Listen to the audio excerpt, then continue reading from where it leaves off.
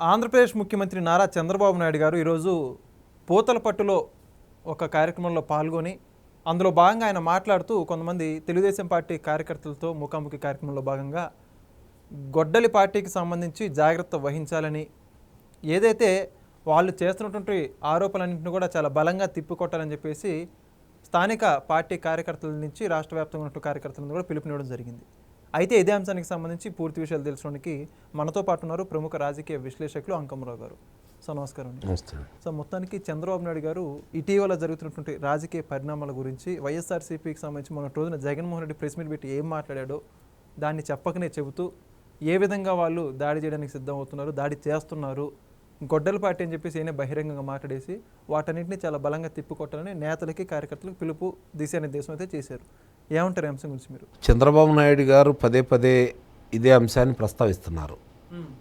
అంటే ఆయన తిప్పికొట్టే వ్యవస్థను సమర్థంగా ఏర్పాటు చేసుకోలేదని అయితే నేను భావిస్తున్నాను. అందుకే పదే పదే చెప్పాల్సి వస్తుంది ఆయన. ఒకవేళ ఆయన ఏర్పాటు చేసినా వాళ్ళు సమర్థంగా పనిచేయలేకపోతున్నారు. పనిచేయని వాళ్ళ చేత ఆయన పని చేయించుకోలేకపోతున్నాడు. ఇక్కడ గమనించుకోండి. అంటే ఇది పార్టీ వ్యవస్థ గురించి అంటారా లేకపోతే దేని గురించి? అన్ని రెండిట్లో కూడా ఉంటారు. ఓకే, ప్రభుత్వం నుంచి కానీ ఒక పక్క పార్టీ సంబంధించి కానీ. ఎందుకంటే ఆయన ఎవరినో నమ్ముతున్నాడు. వాళ్ళ స్వార్థ ప్రయోజనాలు ఆలోచించుకుంటున్నారు తప్ప ఆయన నమ్మకాన్ని నిలబెట్టలేదు. వాళ్ళ మీద చర్యలు తీసుకునే దాంట్లో ఆయన కొంచెం ఉదాసీనంగా వ్యవహరిస్తున్నాడు. అందువల్ల ఆయన పుచ్చుకొని ఆయన మాట్లాడాల్సిన పరిస్థితి ఏర్పడతా ఉంది. ఇప్పుడు నిజంగానే ఆయన అన్నట్లు జనం జాగ్రత్తగా ఉన్నారుగా.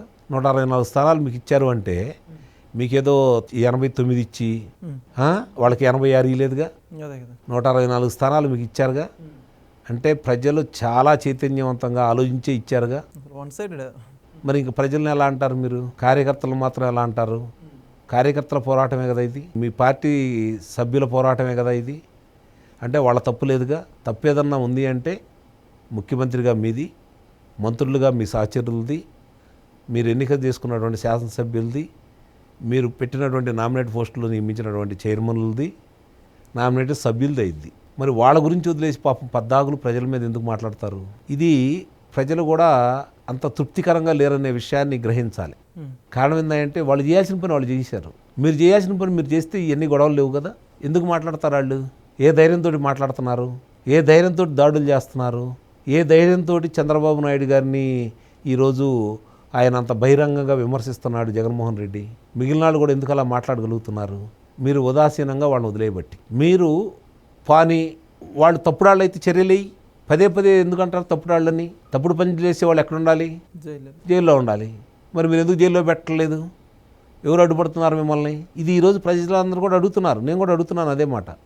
ప్రజల గొంతుకే నా గొంతుక. ఆయన ఇంత పనులు చేస్తూ ఇన్ని పెట్టుబడులు తీసుకొస్తూ 23 లక్షల కోట్ల రూపాయలు 23 నెలల్లో తీసుకొని వచ్చేసి రోజుకు 3,000 కోట్ల రూపాయల పెట్టుబడులు లెక్క గుర్తుపెట్టుకోండి మీరు. మామూలు విషయం కాదు ఇది. 3,000 చిల్లర పైన 23 లక్షల కోట్ల రూపాయల పెట్టుబడులు అంటే 23 నెలల్లో సామాన్యమా?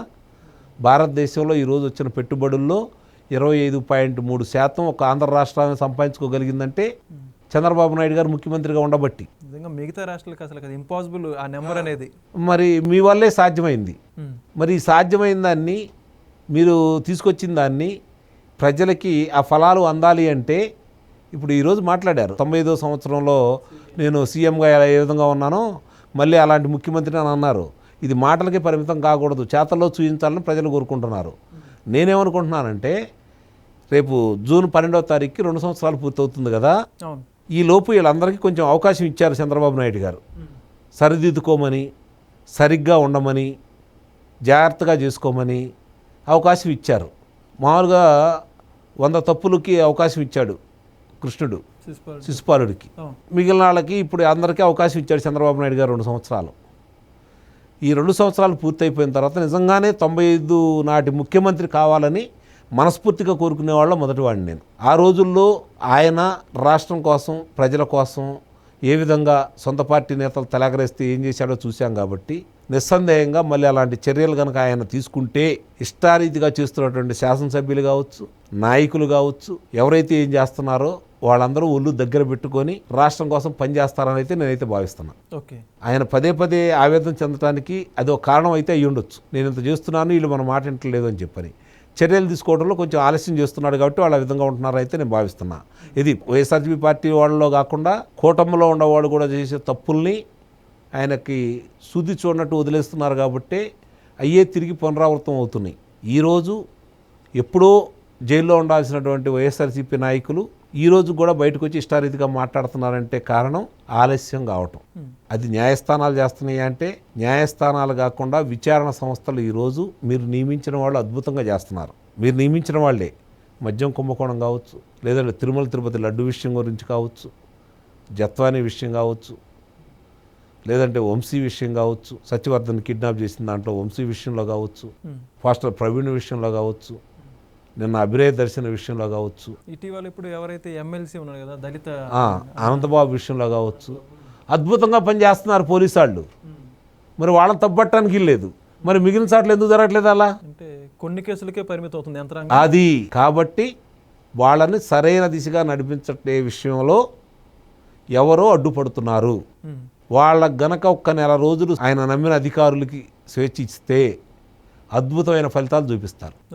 అందుట్లో అనుమానమే లేదు. అది 2 సంవత్సరాలు పూర్తయిపోయిన సందర్భంగా జూన్ 12 తర్వాత తిరిగి ఆ కార్యక్రమాలు చంద్రబాబు నాయుడు గారు చేపడతారని అయితే నేను భావిస్తున్నా. ఒకవేళ చేయలేకపోయారు అనుకోండి, ఇదే విధంగా ప్రతిసారి చంద్రబాబు నాయుడు గారు చెప్పాల్సి వస్తుంది, మనం వినాల్సి వస్తుంది, పనులు మాత్రం జరగవు. ఇదే పునరావృతం అవుతూ ఉంటుంది. అంతే. Thank you sir.